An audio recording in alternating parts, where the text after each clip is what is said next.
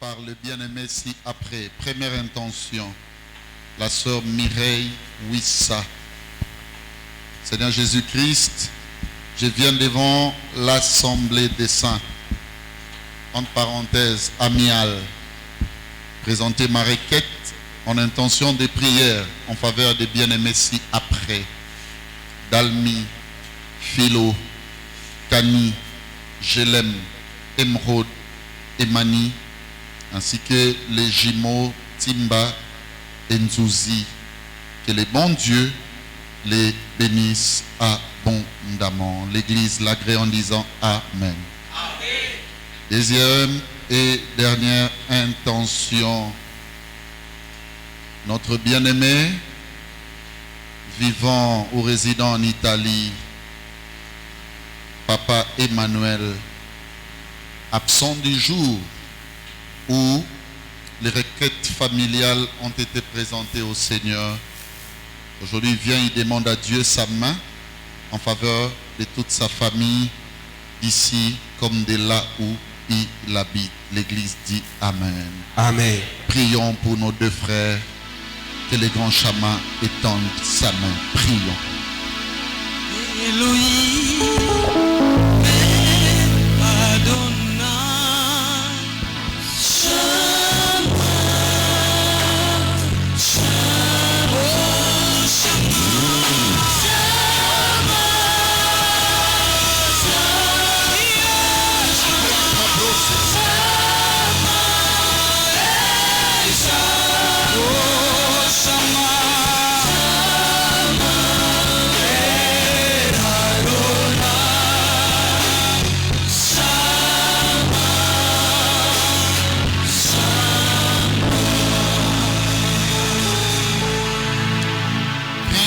Ainsi, bouclons ces deux intentions de prière, car c'est à toi qu'appartiennent le règne, la puissance et la gloire pour des siècles et des siècles. Amen. Amen, amen, amen. Est-ce qu'on peut rendre grâce à Dieu? Est-ce qu'on peut rendre grâce à Dieu? Ceux qui sont assis peuvent se tenir debout. Rendons grâce à Dieu.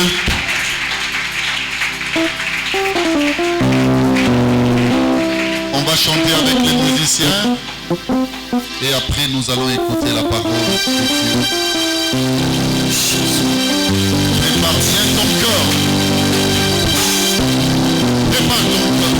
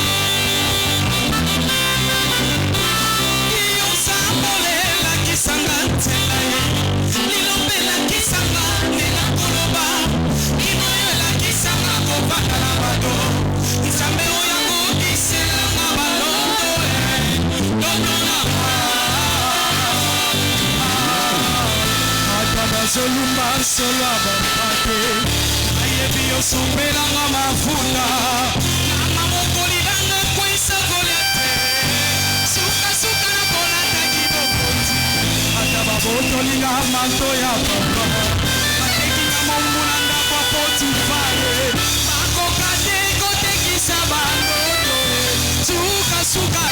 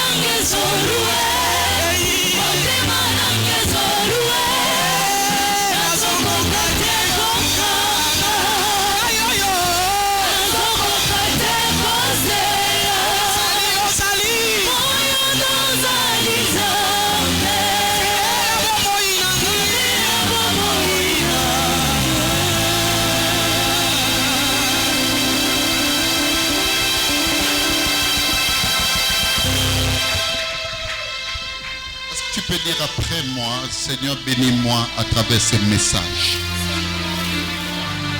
Ajoute ceci au nom de Jésus-Christ. Au nom de Jésus-Christ. Plus encore par le Saint-Esprit. Par le Saint-Esprit. Allez, saluons-nous. Amen, amen, amen.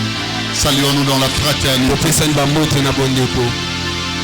Il n'y a pas merveilleux que ça. De voir de nouveau ma soeur, mon frère. Et un matin dominical où le Seigneur descend pour nous bénir. Il descend pour nous visiter. J'aime tellement sa présence.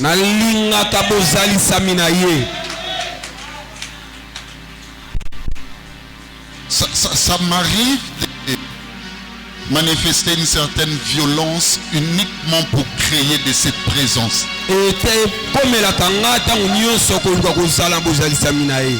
Je dois remercier de prime abord le Seigneur pour cette opportunité. Une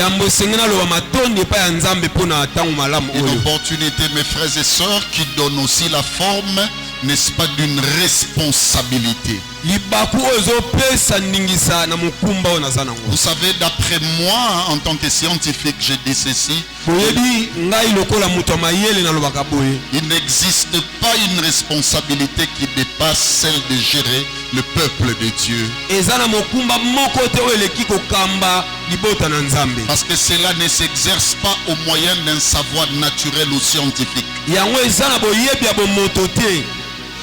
Nous avons besoin de sa grâce d'une dimension bien-aimée extraordinaire pour l'accomplir.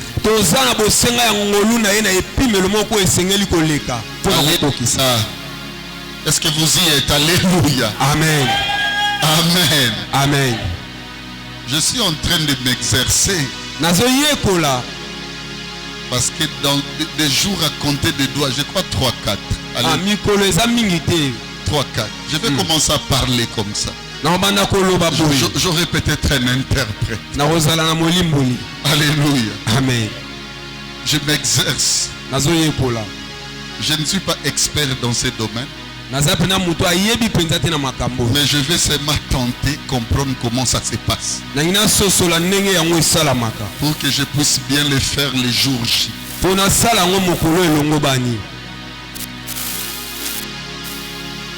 Mon ami Aïfa va me balancer la thématique d'aujourd'hui.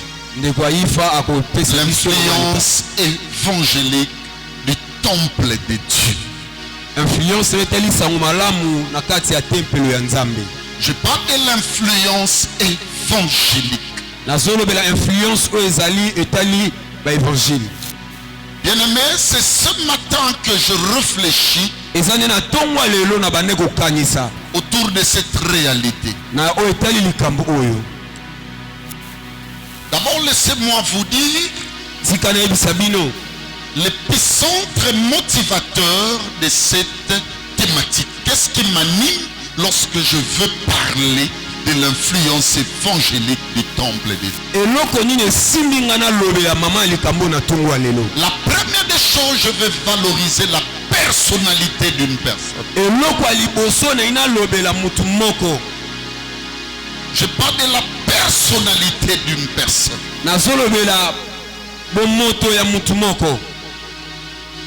C'est comme si l'art chrétien n'a vraiment pas besoin des hommes et des femmes à valeur ajoutée.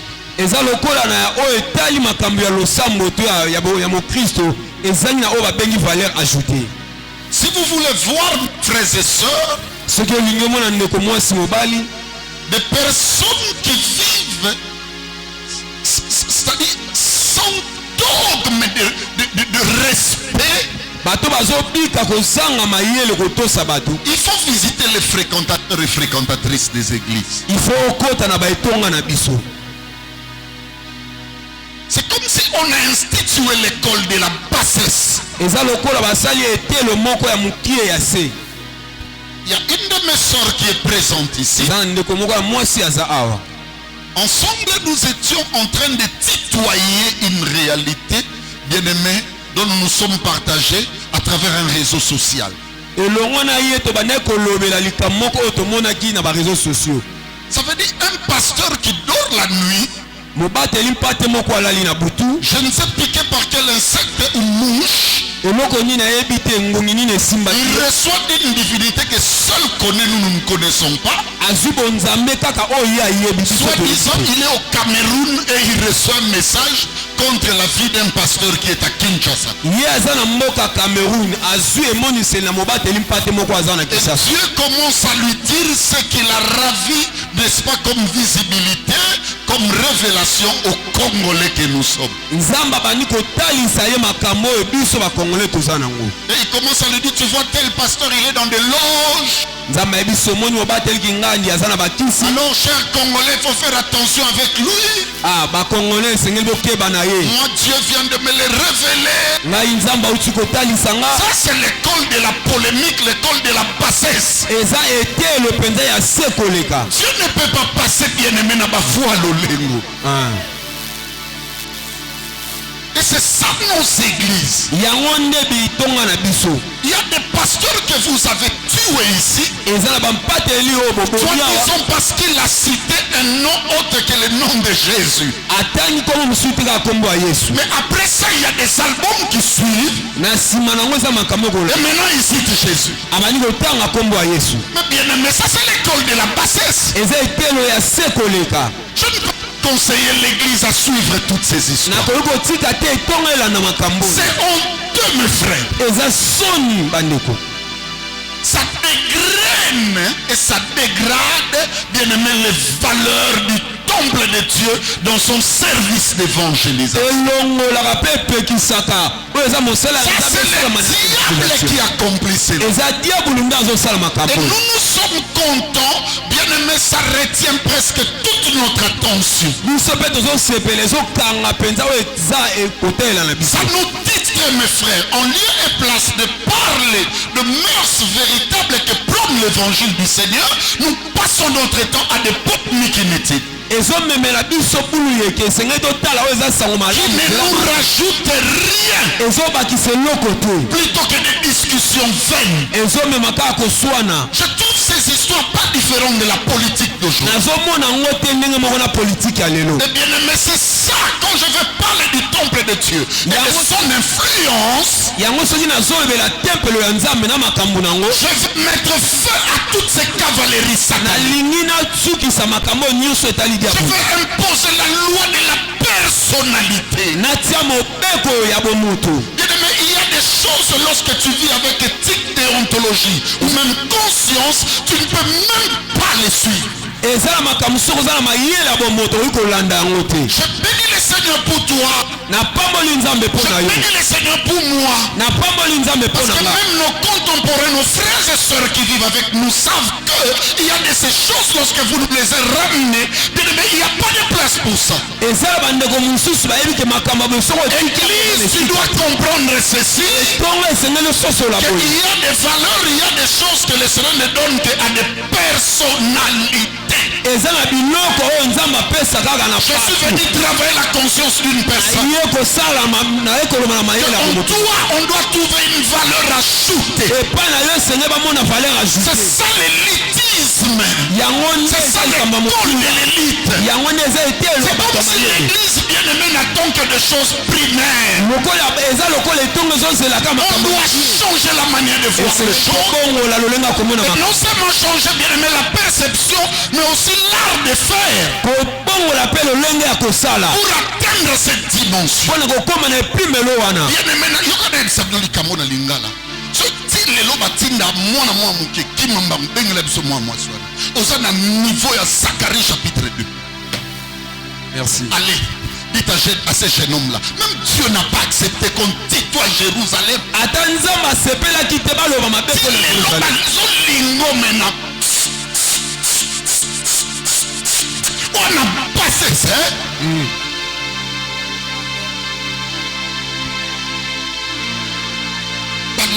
Le même jour, on peut baisser le même jour. Ah non, une décision de vie en matière d'engagement, d'amour, mes frères et sœurs, doit prendre du temps. Il faut que les personne mentale fonctionne. Et Seigneur, pendant mon temps, C'est un choix de vie. oh, ça, il t'a revu pendant mon tour, vie mobimba. Parce que voiture zawana, parce que ndaku, parce que basiaki sasa baliko mona ndaku te, baliko mona ange o ezako tambola te. Akaba na ba famille nyonso bakoti. Bien-aimé, Dieu peut me mettre dans une famille de bassesse. Mais que l'enseignement du docteur Belly de ce matin me ramène mon point de devenir une personnalité. Est-ce que je peux dire quelque chose de très important? Est-ce que je peux révéler un mystère? Ah non, si je révèle ce mystère, même la prédication peut s'arrêter. C'est fort, peut-être tu ne l'as jamais entendu. La Bible reconnaît 4 types de temples, mais répartis en 2 groupes. Le premier, suivez-moi bien, type de temple, ce sont des temples maléfiques, sataniques, démoniaques. Ajoutez-moi au culte. Lorsque vous lisez la Bible, il y en a des types de types. Donc, nous enseigne ici où on a parlé du temple de Baal, par exemple. Où on a parlé du temple de Dagon. Où on a parlé du temple de Séthien. Alléluia. Amen. Ce sont des temples maléfiques. Frère, tu peux te promener, mais tu représentes un temple maléfique.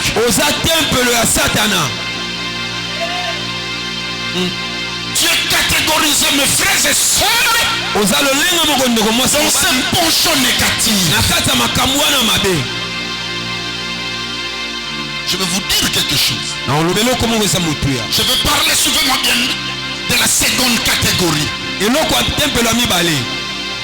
Là maintenant, écoutez-moi, ce sont des temples de Dieu. Il existe 3, suivez-moi bien, types. Les temples de Dieu. Lorsque vous lisez la Bible dans 1 Corinthiens 3:16, dit ceci. Vous êtes les temples de Dieu.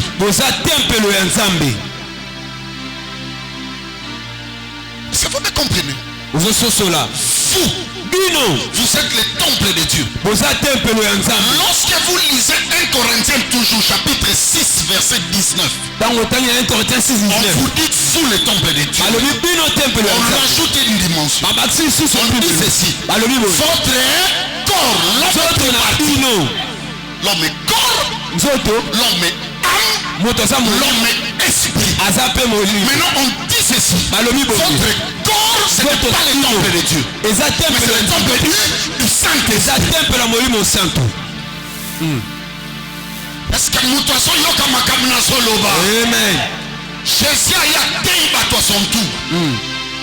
Alors il détruisait ce temple. En 3 jours, moi je vais aussi bâtir mon temple. Jésus a aussi son temple.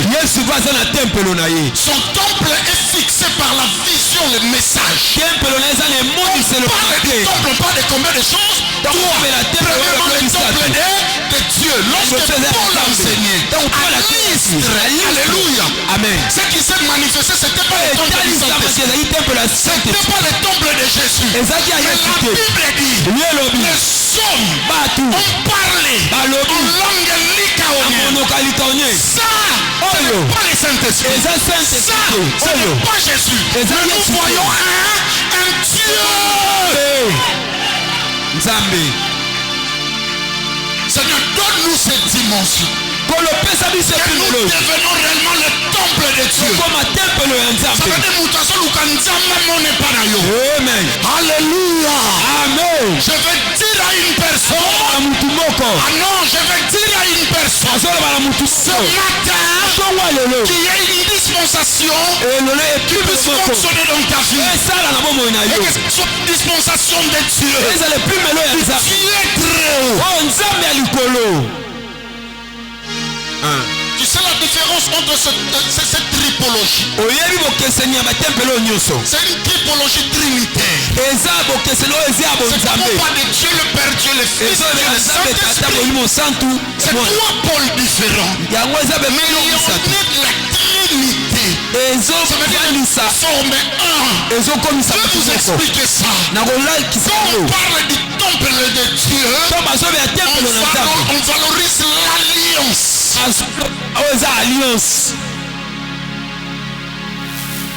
Papa, n'ose pas. Papa bala mama. Ata bota binote. Boloba oto abana 50. Toteka. Lopango lokwa papa Kofi. Tozwa mbongo. Même les alliances ya mokili. Et yebi que les substituts directs de ce couchous qui est passé, qui est décédé, c'est sa femme. Ils ont moins 50%. Amen. Nous avons beaucoup de problèmes en justice. Alléluia. Amen. Parce que les gens ne comprennent pas la dimension des alliances. Oh Seigneur, à côté d'un grand homme, la Bible dit c'est ton créateur qui est ton époux. À côté d'un grand Dieu, il doit exister un grand Béli. Ah non, j'entends quelqu'un se mettre debout. À côté d'un grand Dieu, il doit exister un grand Béli. Oyo balingi basimba même bato basala libota na yo. Alléluia. Amen. Faut bayeba que toi tu représentes le temple de Dieu. Limiter les choses au sens transformationnel, c'est dégrader les valeurs conceptuelles même. Et c'est énoncé. Quand on dit suivez-moi, vous êtes le temple de Dieu. Écoute-moi Michael. Je suis dans la haute religion. Je suis dans la pragmaticité scientifique. Je suis là où les élites restent. Ça m'est arrivé dans ma vie bien-aimée de siéger avec des grands. J'ai eu la chance, mon frère, de vivre avec 10 professeurs d'université. Ou parler M. Bakandeja. Ou parler, à l'époque il était encore, je crois bien, assistant. Le directeur du cabinet qui est arrêté, Vital Kameri. Je regardais en face, il y avait le professeur Bobo Takabateko Batoko Babo. Professeur Bobo Takabateko. À l'extrême, alléluia. Amen. Il y avait le professeur Edith Amwebin Kitoko. Bien aimé, écoutez-moi, à l'extrême gauche encore. Je vis le professeur Mabi Moulumba. Quand les gens disent, Papa Béli est intelligent. Quand ces gens parlaient, je parlais français avec Kwebe Kimpele. Je parlais français avec Kibambi Shinto. Malobe Sukinga. Makamunios Nazolo Bazo corrigea. Au moins, lobby dans la figure de style utilisé, il fallait utiliser la litote. C'est lui qui m'a appris la prosopopée. Est-ce qu'une personne est en train d'écouter là où je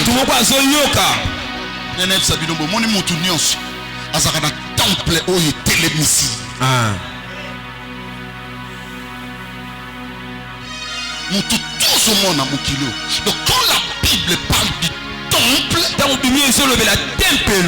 Bible ne parle pas de foulou. La Bible parle d'un dépôt.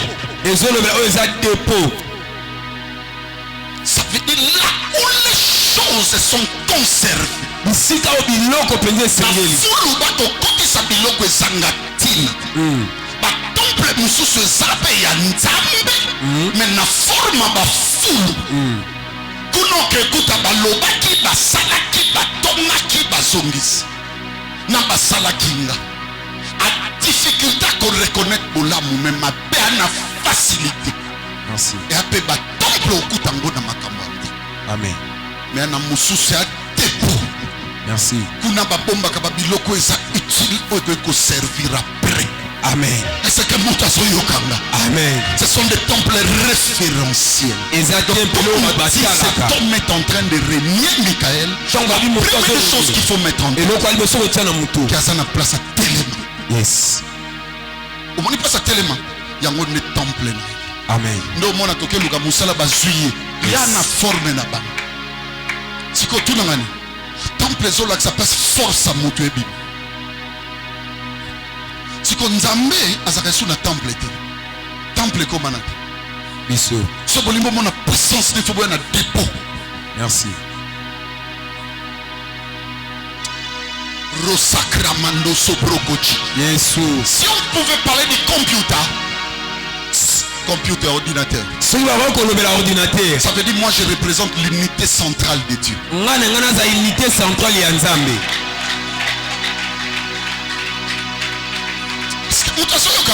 Amen.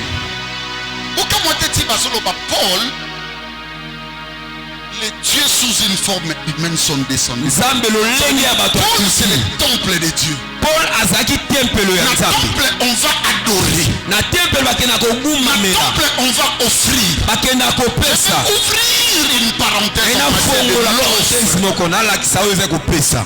Michael, Dieu n'a même pas voulu manger nos dîmes et les offrandes. Michael Nzambe alinga ko lia ba dîme na ba offrande na biso. C'est bien malaki.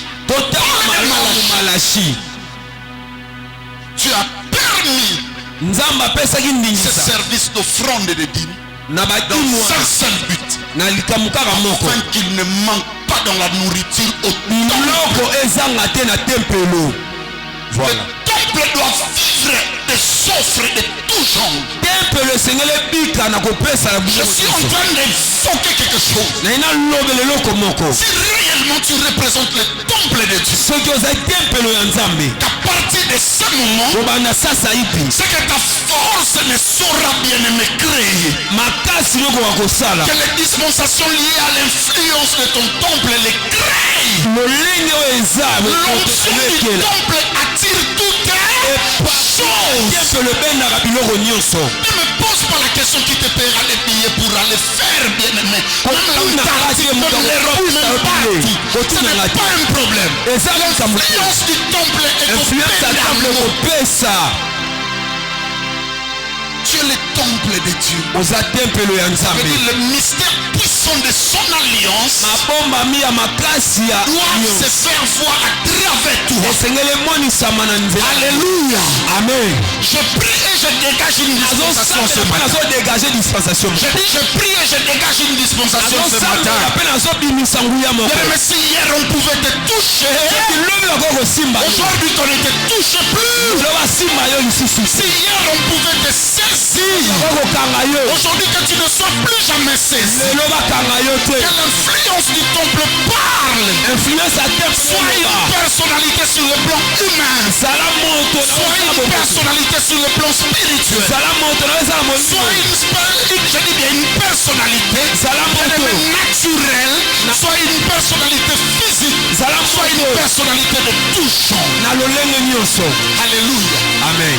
Une personnalité, on ne fait que la créer.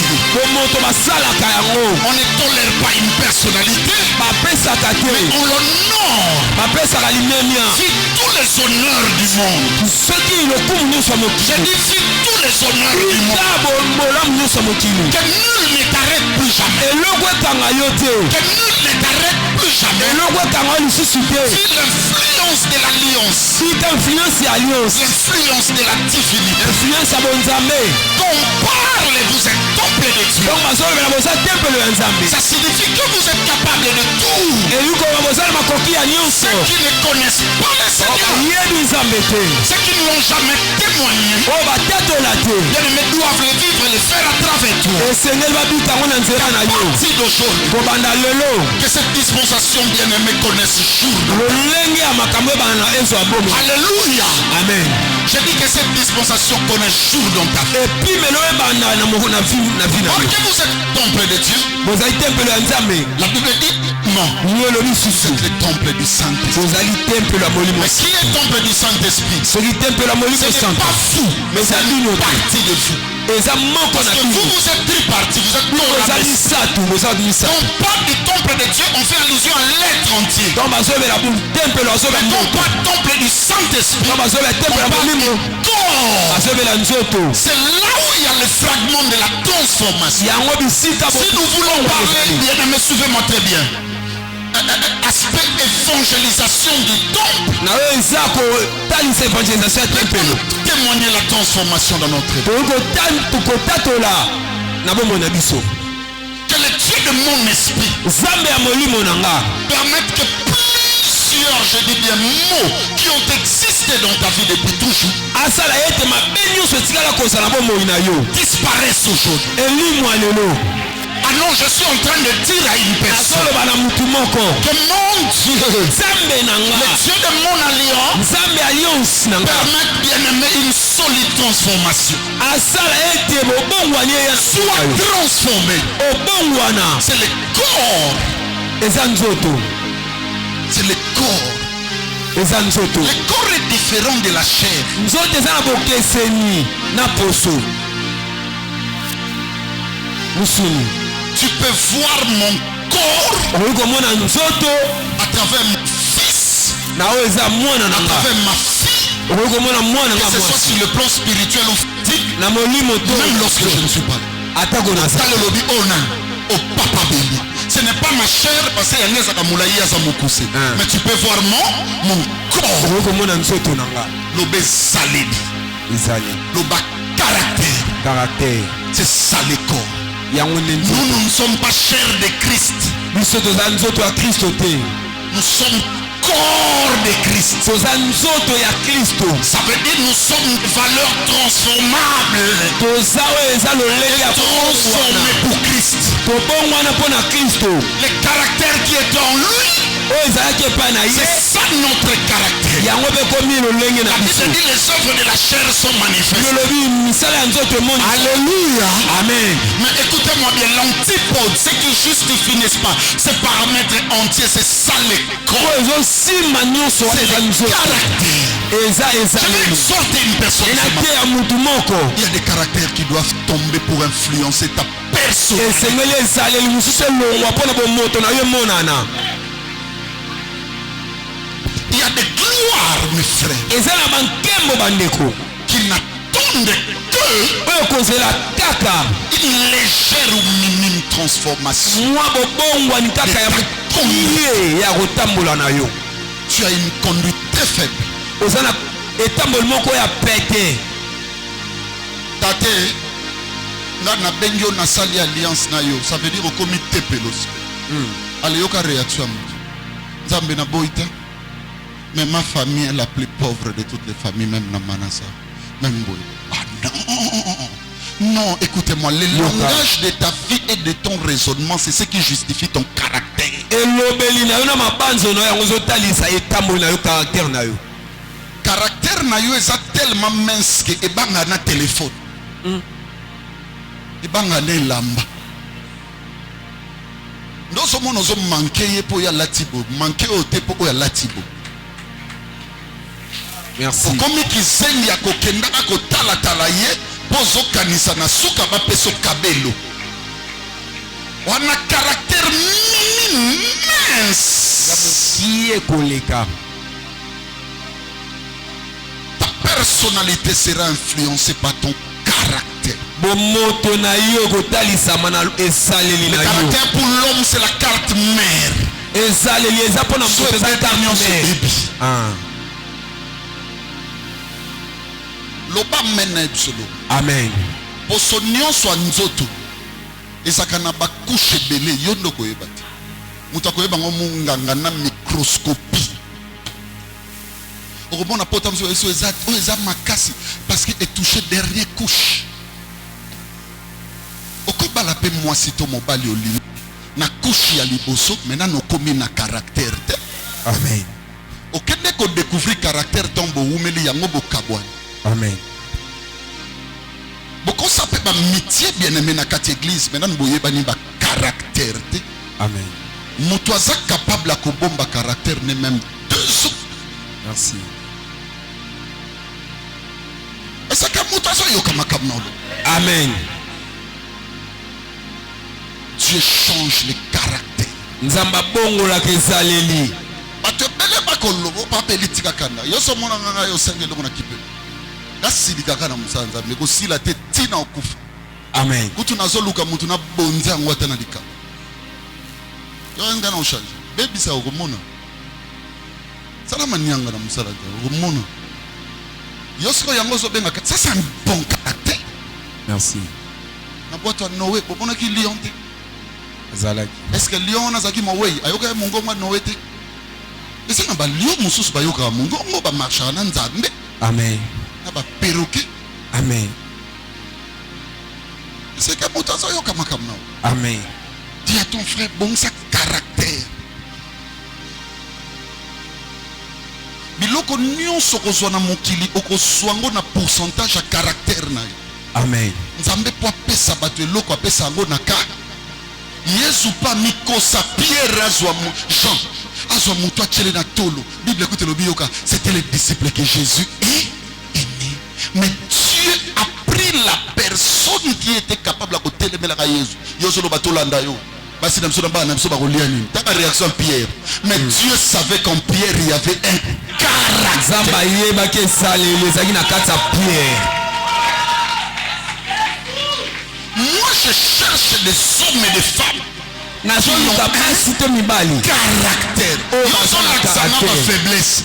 Ma faiblesse, c'est ça, nomenclature humaine. C'est le temps et l'espace. Moi, je cherche la carte mère. C'est un cas. Carte mère aux caractère. Et saleli. Église bâtie que la montagne de théâtre. Merci.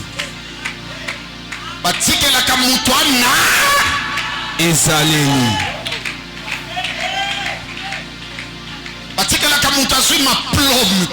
Merci. Il a le cœur pour les autres. Amen. Le caractère est défini par un bon nombre d'éléments, si vous voulez que je vous le dise in extenso. Même en résumé. Le caractère est défini premièrement par la manière de gérer des situations. Keba na vina moto ya viva kaka na makambo gravissimo. Alinko gravissimo. Afutela ngona transport makambo pamba pa. Ça va travailler ta personnalité. Eti moko ayeko episango ebite pasteur Intel banana veni boy soki nini tina veni boy achezen c'est là. Zeno ya chena tuni ba moni yango mukolo balala kina mwasi mukolo kota ba moni mukolo libumo bandosa bando ko istrenga parce que tant on a ambela ekaza ebia c'est que on biso to yeko yebe ko influencer nzambe meloko te c'est qu'on istrenga. Amen. Ça c'est un pasteur sans caractère. Est-ce que mutaso kama kamna? Amen. Je suis en train de travailler la personnalité d'une personne. Parce que c'est toi les temples. Je ne peux pas partir si je laisse des temples grégaires. Des temples maléfiques. Des temples sataniques. Des temples de bassesse. Des temples puérils.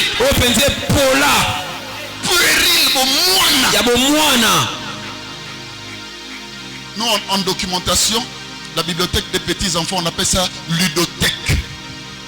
Il y a des gens qui représentent des ludothèques. C'est que Franco Luambo Makia, c'est de lui qu'il s'agit. Il disait Makamoso Salanaba Namike Bako juge.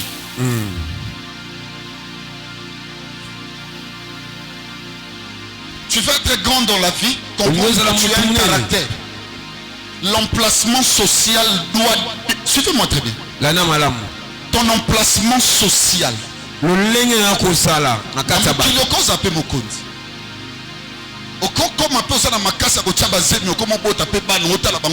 Emplacement social comme parent. Emplacement social aux chefs d'entreprise. Emplacement social aux intels. aux intel. L'influence de ton caractère doit dépasser ton emplacement social.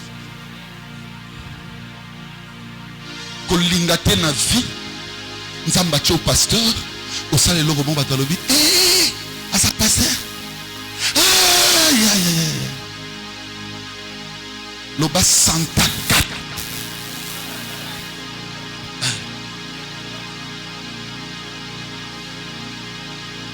Ça m'arrive des fois, je sors de ma maison. Et comme il a un seul abîme nanda kunanga. Femme nanga liboso zaka mama botinga. Au mona lobi nanga belintonza. Mwana nanga mobali kitoko. Beli tu es bien habillé. Au mona lobi. Oh Marceline, merci.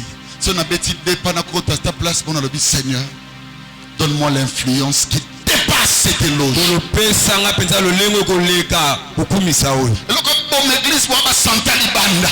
Merci. Si tu veux comprendre la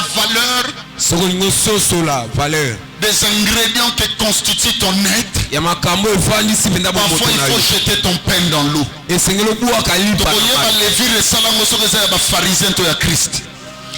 a été avec les disciples dans la barque à Bible. Keba na levira ba pharisien.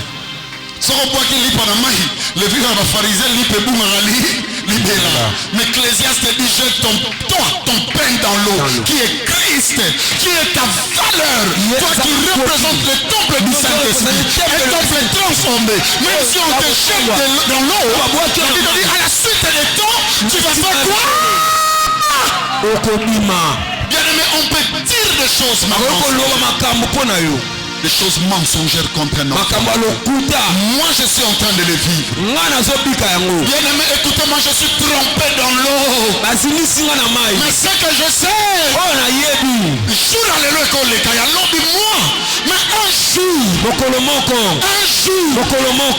il y a des choses que tu ne perdras jamais. Même lorsque les hommes t'enfoncent, toutes tes malédictions, tout ton chantement, qui ne trouve pas de base dans ta vie, ça passera. Ta vraie identité dominera, ressortira. Je prie au nom de Jésus. Je prie au nom de Jésus que le Seigneur élève un temple. Que le Seigneur élève un temple. Mais il y a un grand mystère dans ce que je veux dire. Écoutez ce que Jésus est en train de dire. Il dit, toi tu es Pierre. Toi tu es Pierre. Toi tu es Pierre. Toi tu es Pierre. Tu sais ce que ça signifie? Ça signifie que moi j'ai regardé. J'avais reçu un Simon fils de Jonas. Mais à cause de l'œuvre de la vision, aujourd'hui je remarque que tu es transformé. Aujourd'hui je remarque que tu es transformé. Puisque tu es devenu Pierre. Nalida yebi sa mami. Nena yebi sa beli. Nena yebi sa pichou. Nena yebi sa nok. Longwa kombo mama na bino. Comme Pierre. Quand les valeurs de la transformation comme on en a. Même les portes de séjour de mort ne sauront prévaloir contre vous. On a continué la sanctification continue. On a continué comme boulisama. Il y a des choses qui vont arriver. Ça arrivera à la suite des temps. Mon Dieu que ça arrive. Oh mon Dieu que ça arrive. Que ça arrive pour une personne. Les choses ne s'arrêteront pas là. Il y aura des choses qui vont s'ajouter. Alléluia. Amen. Nous avons besoin de l'influence évangélique dans nos temps. Pas pour rien nous sommes associés au Seigneur. Ce n'est pas pour rien que nous appartenons à Dieu. Seigneur, Dieu de mon alliance. Dieu de mon alliance. Dieu de mon alliance.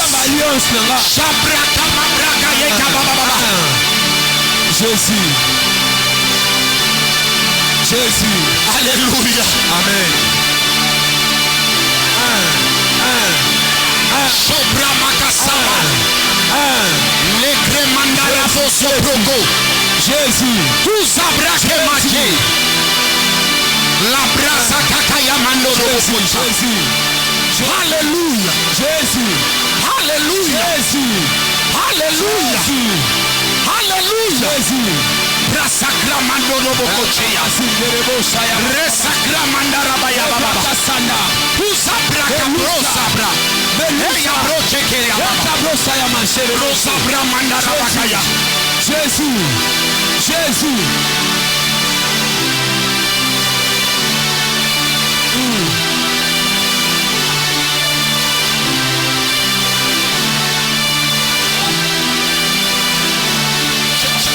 Je vais dire quelque chose. Jésus. Jésus.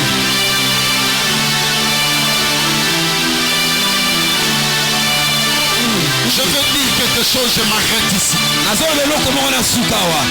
Je vais dire quelque chose. Jésus. Jésus. Jésus. Jésus. Je vais dire quelque chose. Je m'arrête ici. Suivez-moi. Quand tu commences avec moi, Jésus, la première des choses que je créerai, c'est la carence de ce que tu avais toujours l'habitude d'avoir. Les spécialistes pécheurs, communément connus, bien aimés généralement, dans tous les coins et recoins. Un soir, une journée, une nuit, tu travailleras et tu verras tes compétences arriver à la fin. Parce que tu es Simon. Les choses ne se limitent pas là. Il t'a dit comme sur le point prophétique. Viens, moi je te ferai maintenant pêcheur d'hommes. Les poissons s'achètent au marché, mais les hommes ne s'achètent pas. Les hommes sont créés par Dieu. Alléluia. Amen. Quand tu deviendras Pierre, et que moi je remarquerai que toi maintenant tu es, dis ce qui est mal avec toi. Aujourd'hui je te dis tu es Pierre. Mais un jour au monde de difficulté et bakanina. Ton talo lisusu. Au monde ozongi lisusu Simon Pierre. Comme il longimi mibale. Ce sont cette hypocrisie. L'église ne s'établit pas là où il y a Simon Pierre. Là où il y a des hommes anciens et renouvelés en même temps. C'est-à-dire que si tu es ni chaud ni froid, tu seras vomi. Muto va vomir aza plus mabe que kolega libebi ya liboso. Akomi trop sale. Il y a des situations qui représentent le vomissement de Dieu pour toi. Parce que tu veux demeurer dans cette hypocrisie. L'heure vient, elle est déjà venue. Où le docteur doit maintenant dire l'oracle. Lorsque tu deviendras Pierre. Écoutez comment dira la prophétie. Toi tu es Pierre. Tu vois sur cette transformation là.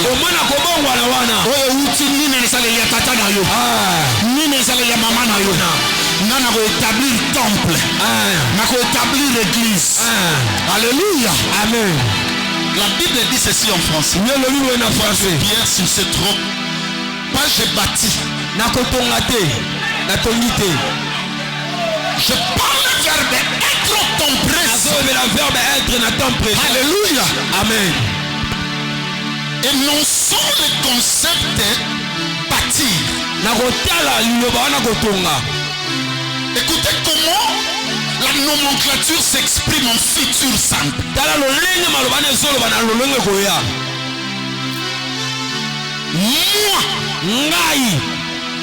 Donc la lithomancie française s'est remplacée automatiquement par rapport à la grammaticalité par le premier pronom personnel je.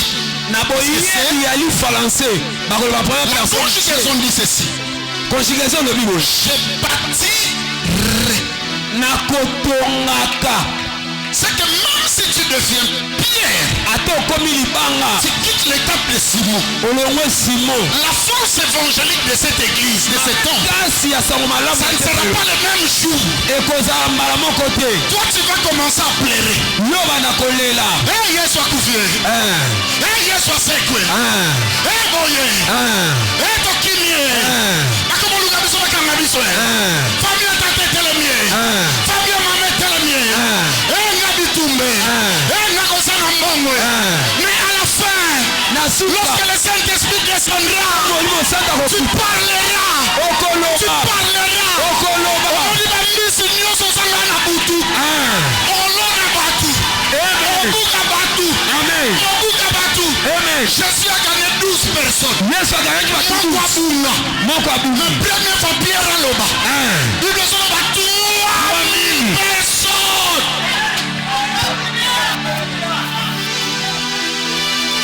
Mon Dieu, mon Dieu, fera des merveilles à une personne. Tu es dans la synergie. Tu es dans la continuité. Ça ne s'appelle pas je bâtis. C'est toi qui dois que les choses ne se passent pas. Ce sont des choses que l'œil n'a point. L'œil n'a point. Les choses sont en bas sur ça. Jésus.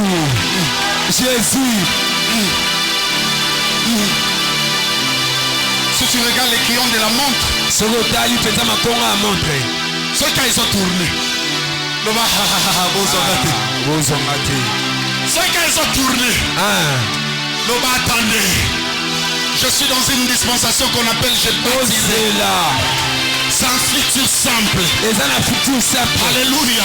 Amen. C'est un futur simple. Je dis à quelqu'un ceci. Il y a des choses qui arrivent dans ta vie.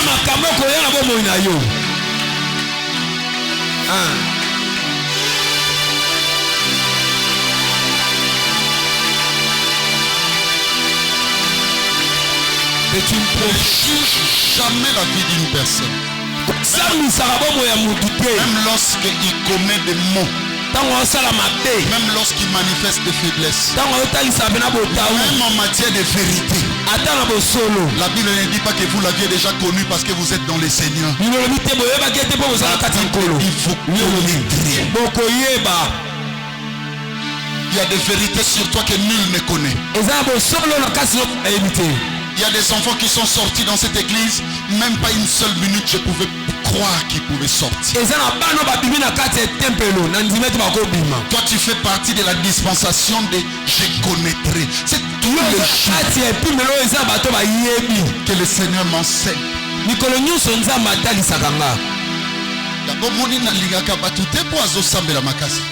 Merci. Très important. Parce que nayebi lelo me lobi. Oyebite. Est-ce que simba muto pembe na obi deta la muto osana ye lobi oyebite. Oyo osana ya za temple. Michael, je termine, je veux pas. Michael je termine, je veux. La première des choses que j'ai aimé dans les temples, ce sont des sacrifices communément appelés offrandes. Temple yoka. Tempelo. Nalobelo na lingala. Pona mwana kisasa. Amen. Dana sangisa na ya lobi na ya lelo. Merci. Mananoko. Sonaki pasteur tenengana yakusa. Ngana le grand mayas. Le grand coco di coco.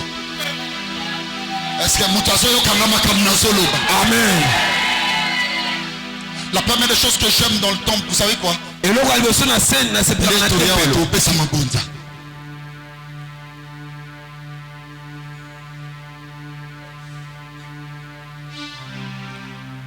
Bana babilo na poche. Ezaba bien au banga tegoya. Et il y a au servi temple.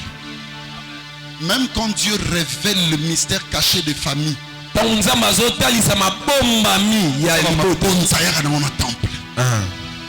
de ce qui est caché contre toi ne restera caché. Permettra un jour que ce sacrifice et à quoi adorer. Merci. Les gens présenteront des choses. Il y a des gens lelo ba monopamba ba sakanano. Je te dis à la suite du temps. Ils viendront. Ils vont présenter des sacrifices. N'aie pas peur. La deuxième des choses que j'aimais dans le temple, c'est la vénération que vous appelez adoration. Louange, les célébrations. Papa Kisha m'a dit un jour, tantôt Kola, si vous avez tinda dans la classe, vous avez bino bozana bino na makolote to ça na bidoni. Mais un jour, ces mêmes personnes sont venues manger dans sa maison. Il y a une personne qui se sent humiliée, déconsidérée. Ne t'inquiète pas.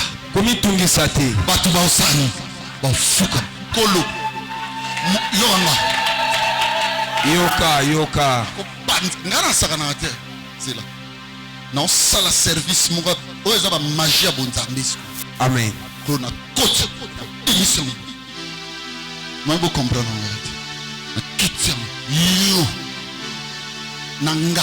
Yo nanga boy talanga yo nanga na banonzamba piengo bazalo omemi biso na banzela ba critique o ezo détruire biso na nzela na yo na cheloko musuti lobby ya osani ya fuka.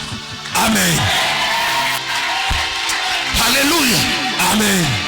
Il y a des choses à fuka melo à la suite des temps. Amen. Temple bake na ngumba melanzambo asana kati. Amen. Bako fundana. Amen. C'est l'homme de Dieu qui est en train de parler. Bako fundana. Nana koti prière na année 2002. Nazo sambela nzamba lobi na ngabo. Osali 7 jours ya ngisi na piqué crise. Hôpital Moreza na Kasavubu ba meminga mobai mbongo. À l'époque docteur Nzengolo. Entre Lisala na Kemena na Shaba. Ya lelo moye boye bango yaki. Nzengolo akufa. Yokanga ba meminga na bando bimisa ba mai. Peme komo kende. Nzengolo lobi mwana balimba biboma. Bano ya lelo na makamba prière. À l'époque ba benga ombu nzambe nzambe. Belemena se ya pasi. Maman na ngande mukorana lobi ozoluka couleur dra Yesu todi. Na se wana na yoki ba obi na ngabo. Esika nyonso batuni bale ba otanga kombono.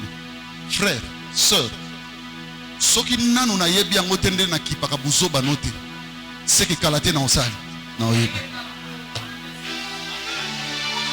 Na kombo na nga Messie toko fundana. Merci. Atabo tongi mwasi na mobali. Vanda erosani ebima. Amen. Nani yo sawa makambo na yebi. Personnalité lekinde munene bona ki pe busoba na yo. Exacté. Osoka chef de l'état zo pesa discours mais discours na pesa yango na boyi bato bazana kobina kasavu po balinga ngate. Non, ya lobi nyenye o limito saini. Merci docteur. Soko za makasi ya ko longole na parler de mar. Tozaka ba konzi awa tellement pifo leki afali pe na ndako na onga pe na prêter serment Congo. Congo esuka na lupa. Ti muninga sisa manda. Amen. Ngala manda. Amen.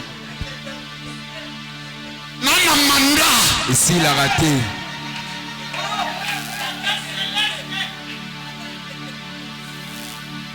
Partout. O fundana. Ba yo sokola basani.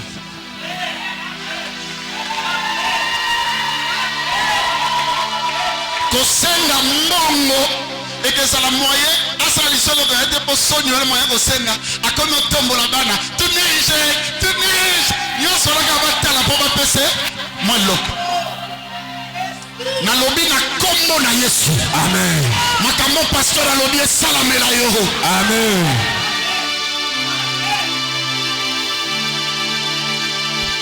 préoccupation bato yaka na temple monde boya moto na likambuna papa okotangisa mama okoliesa amen na libota te amen okobikisa bango na bopito amen lelo bazosala makambo bakoyeba te mais lobi ils vont croire que tu as vaincu amen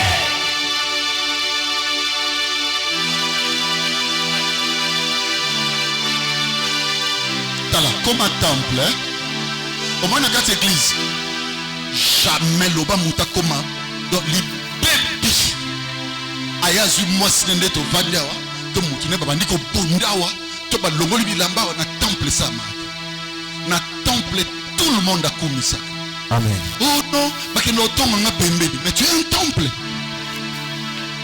so be bossa de kobo boko sala ngona porte si yo ekobiste tala boko sala ah place ça ka vanda to bongama o sala o ke sala banda ya au moins na présence ne faut pas ça na langage mou osusu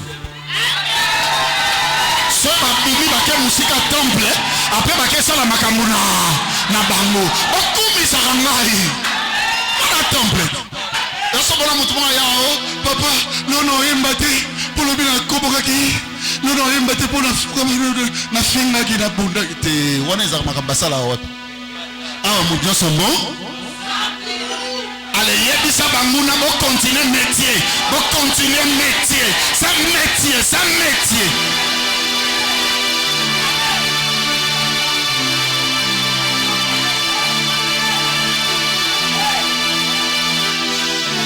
misale kabwana ya bango yango soko moni moto ako critiquer yo ezana eloko moko ezakati no ezolekele azokoka kosimba yango bien te ale eboti jalousie amen botika na bino otonganga amen saison na koti oyo saison yo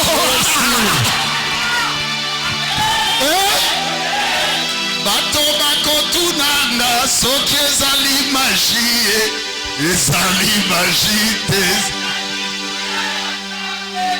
banguna na nga nyonso bosala liste après culte nalaki bino nde nazoya ata chaussette bokozwa amen na ensemble bino ata basengle amen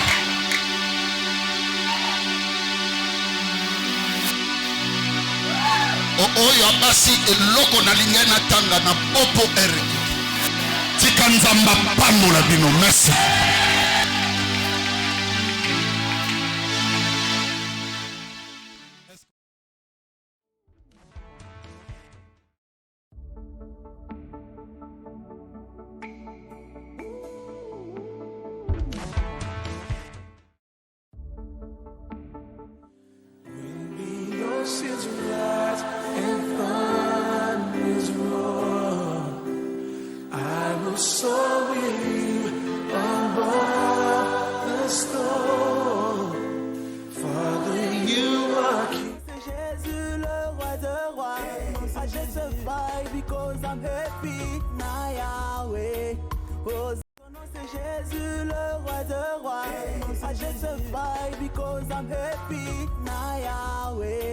Hosanna na Yahweh, Hosanna na Yahweh, Hosanna na Yahweh, Hosanna na Yesu, Hosanna na Yahweh, Hosanna na Nkolo. Lorsqu'on témoigne, le but principal n'est pas celui...